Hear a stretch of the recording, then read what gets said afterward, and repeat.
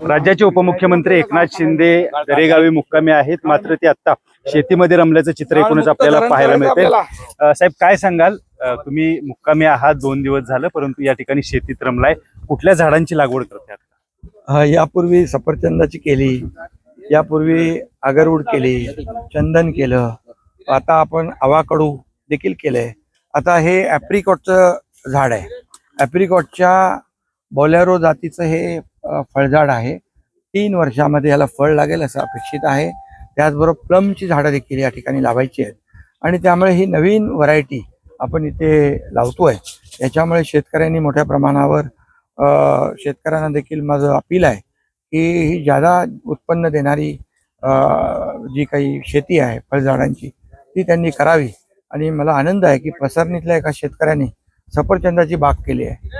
सफरचंदाची बाग करून तो थांबला नाही, तर त्यांनी 30,000 रोपं तयार केलेली आहेत।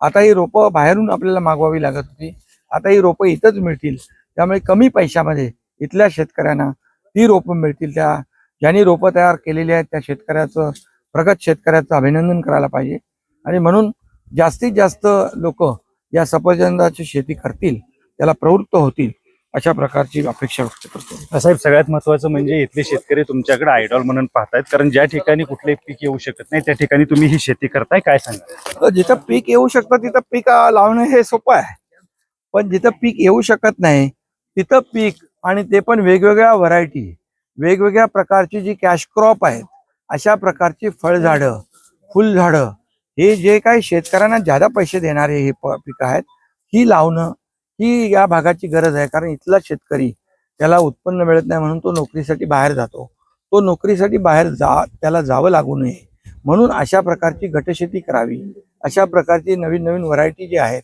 अशा प्रकारच्या फळझाडांची शेती केली। पर्यटनाला इथं मोठ्या प्रमाणावर आम्ही चालना दिलेली आहे।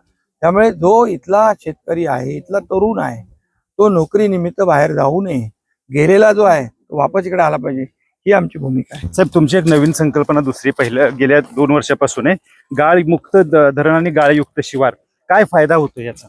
आता बघा तिकडेच चाललो तुम्ही पण, या सगळे गाळमुक्त धरण आणि गाळयुक्त शिवार, आता ही जेवढे आपले धरणं आहेत या धरणामध्ये गेले। आता हे जे धरण कलेक्टर साहेब, या धरण 1966 ला झालं, 67 ला झालं पूर्ण। आता आज किती वर्ष झाली, आज याच्यामध्ये मोठ्या प्रमाणावर गाळ आहे आणि अशा अनेक धरणांमध्ये मोठ्या प्रमाणावर गाळ आहे, त्यामुळे त्याची स्टोरेज कॅपॅसिटी पाण्याची कमी होऊन जाते आणि म्हणून दरवर्षी जर अशा प्रकारचा गाळ आपण काढला तर त्याची स्टोरेज कॅपॅसिटी पाण्याची वाढेल, साठवण क्षमता वाढेल आणि हा जो काही गाळ आहे तो शेतीसाठी अतिशय सुपीक आहे, डबल फायदा आहे, गाळमुक्त धरण आणि गाळयुक्त शिवार।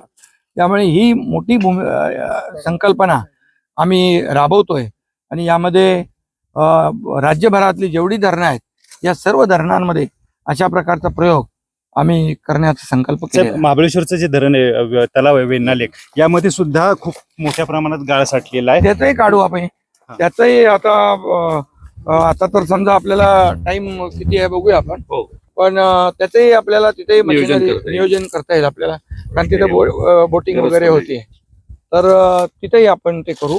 जिथं जिथं गाळ साचलेला आहे तो गाळ काढणं, याचा अर्थ पाण्याचा साठा वाढवणं आणि त्यामुळे ही जी काही प्रक्रिया आहे ही प्रक्रिया केल्यानंतर हाच डबल फायदा आहे।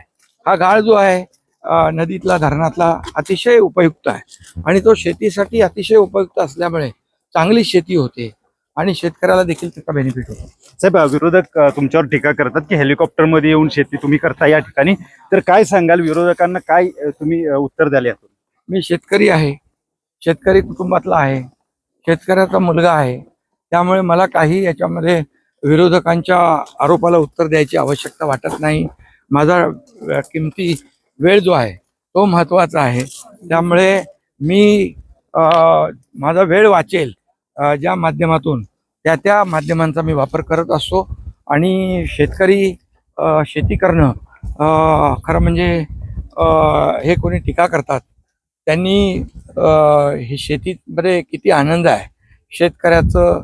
या ठिकाणी नवीन नवीन आपण जे मी आल्यानंतर जे नवीन प्रयोग करतोय त्या शेतकऱ्यांना, इथल्या भागातल्या लोकांना त्याचं अनुकरण मी करायला लावतोय। ते जेणेकरून शेतकऱ्याला मोठ्या प्रमाणावर हे फक्त येऊन आम्ही इथं काहीतरी करतो हे दाखवायचं नाही. हे प्रत्यक्ष इथं सगळं बघा हिरवगार झालेलं आहे. गेल्या अनेक वर्षामध्ये मी हे काम करतोय. त्यामुळे आमचे खासदार डॉक्टर श्रीकांत शिंदे यांना देखील खूप मोठे आवड यामध्ये आहे. ते देखील आले की शेतीमध्ये रमतात.